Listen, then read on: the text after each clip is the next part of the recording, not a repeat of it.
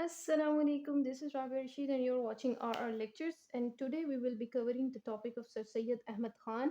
Although के history portion से अभी चीज़ें नहीं आ रही, but still Sir Syed Ahmad Khan is very important personality in Pakistan affairs. और इसको जो है ना हमने लेके कैसे चलना है, ऑल्दो के मैं तो यही कहूँगी कि आप इसको पूरा ही अच्छी तरह से कवर करेंगे, लेकिन सबसे ज़्यादा इम्पोर्टेंस आपने एमसीक्यूज़ और जो है ना फैक्ट्स को देनी है। अच्छा जी, यहाँ पे जो है ना इंट्रोडक्शन आपने इसका अच्छा सा एक निकाल लेना है। Like Syed Ahmad Khan was a great reformer, philosopher and an educationist और एवरीथिंग एल्स, ठीक है। फिर जी अर्ली लाइफ उनकी क्या थी, उसके ऊपर हम बात करेंगे। उनके फादर और मदर का नाम, I have taken out these facts, तो आप देख लेना नेक्स्ट स्लाइड में। और इसके बाद जी व्यूज़ ऑन पॉलिटिक्स क्या थे इनकी, इनकी कंट्रीब्यूशंस क्या थी, एजुकेशनल एंड पॉलिटिकल इनकी क्या कंट्रीब्यूशंस थी, comparison with Deoband movement, very important. अगर आपने सर सैयद को करना है तो साथ ही आपने इनका कंपैरिजन देवबंद मूवमेंट से भी करना है, क्योंकि basically Deoband was also an educational movement in the beginning, ठीक है। और फिर उसके कंक्लूजन पे हम आ जाएंगे। तो कंट्रीब्यूशंस, फर्स्ट ऑफ ऑल उनकी जो रिलीजियस कंट्रीब्यूशंस थी ना, उन्होंने क्या किया कि उन्होंने कुरान की एक तफ़सीर भी लिखी थी। मोर ओवर कंपैरेटिव रिलिजन वाली साइड पे ज़रा ज़्यादा था उनका एक फ़ोकस। उन्होंने बाइबल को जो है ना, he was the first Indian to write a commentary on the Bible.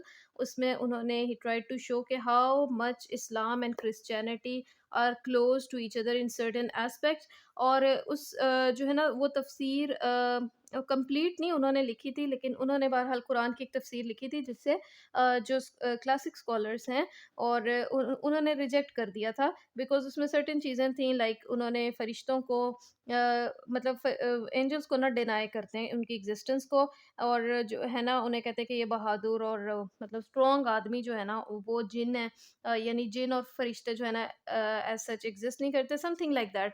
कि जिसमें यानी ब्रिटिश जो थे ना, यानी जो चीज़ें जिनसे वो एलियनेटेड फ़ील करते हैं, तो उन्होंने अ, ब्रिटिश की खातिर मतलब एक और ही तरह की इंटरप्रिटेशन दी थी। अ, ये मतलब उनका जो है ना, और इसके अलावा मज़ीद कुछ किताबें थी जैसे अहकामुत तआम है, तबय्युनुल कलाम है और अद-दुआ वल इस्तिजाबा, इस तरह की बुक्स थी, ठीक है? ये आप देख लें। बहुत ज़्यादा डिटेल में ना करें, लेकिन 1-2 बुक्स के आपको नाम आने चाहिए, ठीक है? और फिर जी एजुकेशनल मूवमेंट वो हम डिटेल में करते हैं। पूरी एजुकेशनल मेन तो उनकी मूवमेंट ही एजुकेशनल थी ना। और जो पॉलिटिकली उनके क्या रोल था।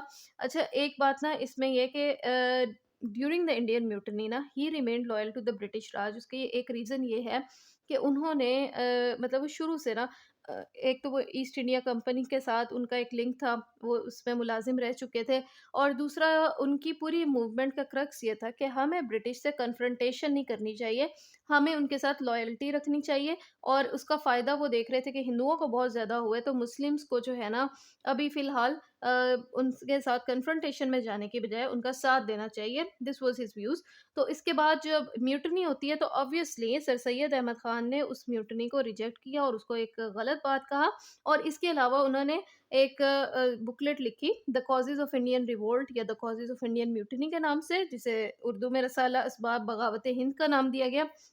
और उसमें उन्होंने ब्रिटिश को ये भी एहसास दिलाया था, it was a very dairying move, कि उन्होंने ब्रिटिश को कहा कि देखो इस म्यूटनी में ना गलतियाँ आपकी भी हैं। अगर इसमें बेसिकली उन्होंने मुसलमानों के ऊपर से इल्ज़ाम हटाने के लिए ये लिखा था कि इसमें सारे ही इंडियंस इन्वॉल्व थे, नॉट जस्ट द मुस्लिम्स, लेकिन इसके अलावा गलतियाँ कुछ आप लोगों की भी थी, क्योंकि आपने लोगों को इतना अपने से एलियनेट कर दिया और इतना ज़्यादा कि यहाँ तक लोगों ने ये सोचा कि म्यूटनी या रिवोल्ट के अलावा अब हमारे पास कोई चारा ही नहीं रह गया ब्रिटिश के अगेंस्ट।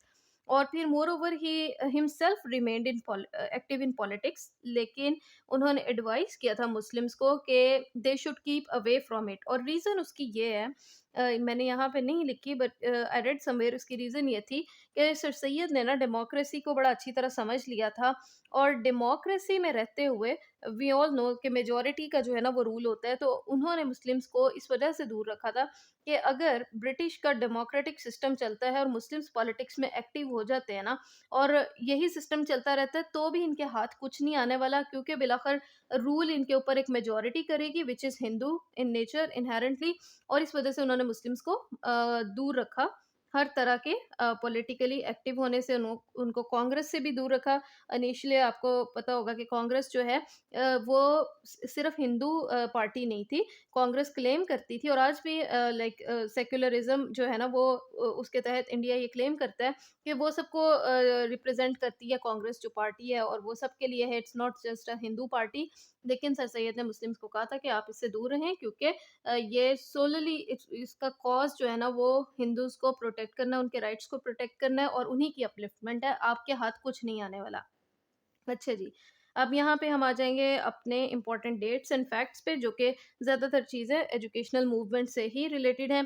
फर्स्ट ऑफ ऑल जी, 17 अक्टूबर 1817 को सर सैयद अहमद ख़ान की बर्थ होती है in Delhi. His father's name was Mohammad Muttaqi और इनकी मदर का नाम जो था ना, I have not written here लेकिन आप लिख लें, अज़ीज़ुन निसा था। इनके ग्रैंडफ़ादर का नाम था फ़रीदुद्दीन। अच्छा जी, 1838 में सर सैयद अहमद खान एंटर करते हैं service of East India company, and then he went on to become a जज at a small causes court in 1867 और वहाँ से वो 1876 में रिटायर हो जाते हैं। दीज आर इम्पोर्टेंट डेट्स, उनकी रिटायरमेंट की भी याद कर लें। 1859 में सर सैयद अहमद खान इस्टेब्लिश करते हैं Gulshan school at Moradabad. 1863 Victoria school at Ghazipur और फिर गाजीपुर साइंटिफिक सोसाइटी भी। फिर 1875 में ही founded the Mohammedan Anglo Oriental college in Aligarh, जिसे अलीगढ़ कॉलेज भी कहा जाता है, जो कि बाद में after many years of his death 1920 में फर्स्ट यूनिवर्सिटी भी बन गया, that is the first university in south Asia. और 27 मार्च 1898 को उनकी डेथ हो जाती है। So this is all for today. ये अच्छी तरह डेट्स आपने याद कर लेनी है और इसको सर सैयद अहमद ख़ान को ज़रा सर्च करके अच्छा सा जो है आपने प्रिपेयर कर लेना है एक टॉपिक, कम से कम भी 20 मार्क्स का, इन केस कि अगर आ जाए ना, क्योंकि बहरहाल 2019 से पहले ये क्वेश्चन आता रहा है।